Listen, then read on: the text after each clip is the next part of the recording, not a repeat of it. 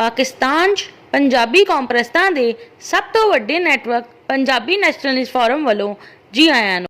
ਪਾਕਿਸਤਾਨ ਦੇ ਬਣਨ ਤੋਂ ਬਾਅਦ ਪੰਜਾਬ ਵਿੱਚ ਉਰਦੂ ਬੋਲਣ ਵਾਲੇ ਯੂਪੀ ਵਾਲਿਆਂ ਦੀ ਲੁੱਟ ਮਾਰ ਦੀ ਇੱਕ ਝਲਕ। कराची के इंतजामिया के इलावा मरकजी हुकूमत यूपी के मुहाजरीन की भर्ती उन्हों की आबादी के तनासब तो ढेर बहुती की गई।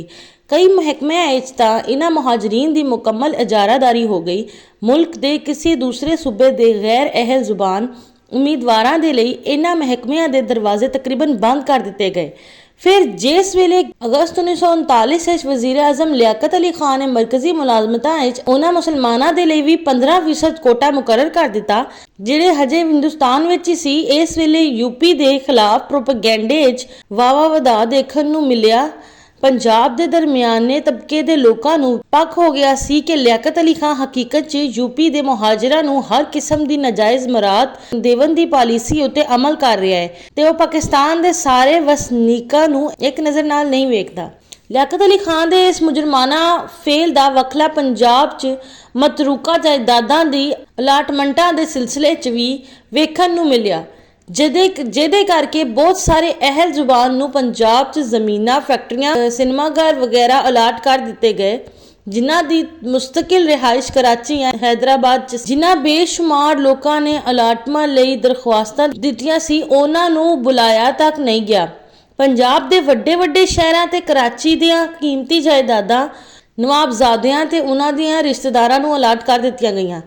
अप्रैल 1950 पंजाब के वसनीकों वालों नवाबजादा लियाकत अली खान ते खुल्लम खुल्ला इल्ज़ाम लगन लग पे कि वह मतरूका ते कीमती जायदादां अपने रिश्तेदारां नूं नाजायज़ अलाट कर रहा है।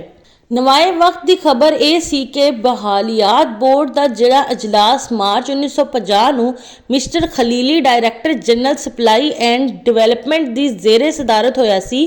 ਉਹਦੇ अंदर सिनेमा ते बर्फखानियां की अलाटमेंट के लिए एक ऐसी पॉलिसी बनाई गई जिहदे तहत करनाल ते भारत के वड्डे वड्डे नवाबजादियां नूं सिनेमाघर ते बर्फखाने अलाट किए गए जिन्हां की तफसील कुछ इस तरह है। रेगल सिनेमा WZ अहमद ते नवाबजादा इम्तियाज़ अली खान, रेड सिनेमा नवाबजादा जमशेद अली खान, नवाबजादा अनवर हुसैन ते Mrs Fazli, plaza cinema Mrs Ali Akbar, Nawabzada है कि Mumtaz of Karnal Regal Lahore, Nawabzada Rashid Ali Khan of Malir Kota Nishat Lahore, Nawabzada Israr Hussain of Karnal Ritz Lahore, Nawabzadi Begum Mumtaz Hussain Khan of Delhi Ritz Lahore. Rawalpindi की एक इंतहाई कीमती सरदार कारबलक गैस कंपनी भी नवाबजादा राशिद अली खान नूं अलाट की गई। बर्फखाने जिन्हां नवाबजादियां नूं अलाट किए गए सी उन्हां दी तफसील कुछ इस तरह है।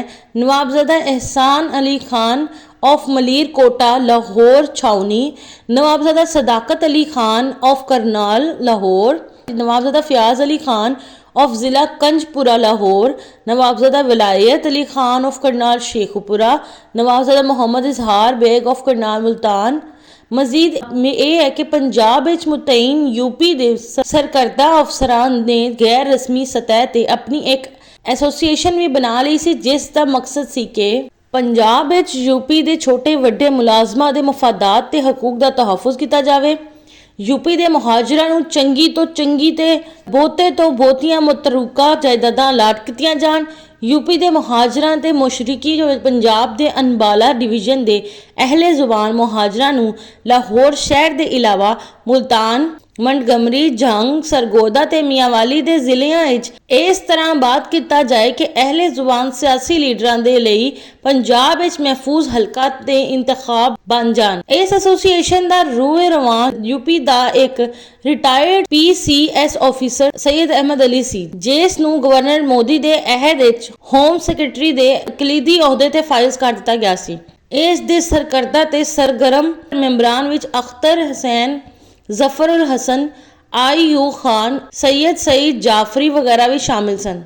हवाला जनाब लियाकत ज़ात ते पंजाब मुहाजर तजाद तो इकतबास ए सन ओ UPCP दे कंगले नवाब जिन्हां दी बाद मर्ग पटियान बनीनिया दी झूठियां कहानियां सुना के हमदर्दियां समेटियां गईयां। पंजाबी कौम दा वंड दे पठान नाल चोर चोर सी ते ਇਹਨਾਂ ਨਾਲ ਨਿਹਾਦ ਬਨਿਆਨੇ ਪਾਕਿਸਤਾਨ ਨੂੰ ਲੁੱਟ ਮਾਰ ਦਾ ਮੌਕਾ ਮਿਲ ਗਿਆ ਤੇ ਅੱਜ ਵੀ ਪਾਕਿਸਤਾਨ ਵਿੱਚ ਇਹਨਾਂ ਲੁਟੇਰੀਆਂ ਦੀਆਂ ਨਸਲਾਂ ਪਾਕਿਸਤਾਨ ਦੇ ਵਸਾਇਲ ਤੇ ਐਸ਼ ਕਰ ਰਹੀਆਂ ਨੇ, ਜਦ ਕਿ ਸਾਡੇ ਵੀ ਕੌਮ ਤਾਲੇ ਪਾਕਿਸਤਾਨ ਵਰਗੀ ਝੂਠੀ ਕਿਤਾਬ ਤੇ ਯਕੀਨ ਕਰਦੀ ਰਹੇਗੀ, ਕਦੀ ਵੀ ਹਕੀਕਤ ਨੂੰ ਨਹੀਂ ਜਾਣ ਸਕਦੀ।